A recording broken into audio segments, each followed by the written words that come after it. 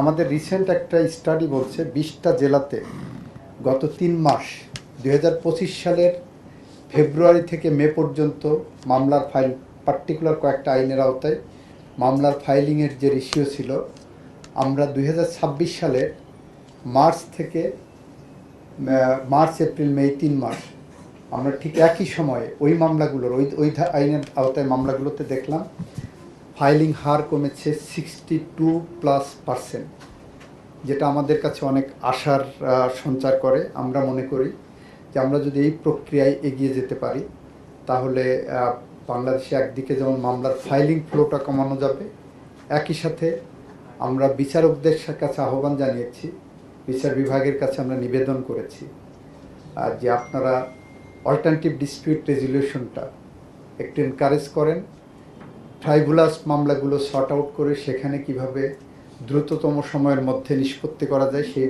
বিষয়ে আপনারা একটা ওয়ে আউট বের করেন। আমরা আমাদের জায়গা থেকে আইনি কাঠামোয় যদি কোনো সংশোধন আনতে হয় আমরা সেটা করতে প্রস্তুত আছি। AKS অর্জন করলো গিনেস ওয়ার্ল্ড রেকর্ডস।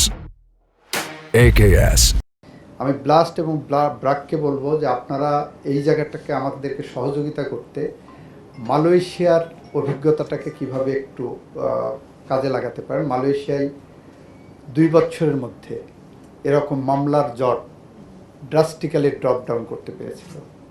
তো সেটাও আমাদের অভিজ্ঞতা, আমরাও দেখছি, আপনারাও দেখেন। এর বাইরেও প্রতি জেলায়, যেটা আমাদের মহাপরিচালক বলেছেন, প্রতি জেলায় আমাদের যে লিগ্যাল এইড কমিটি আছে সেই কমিটির সাথে আপনাদেরকে একটু অনবোর্ড করতে চাই।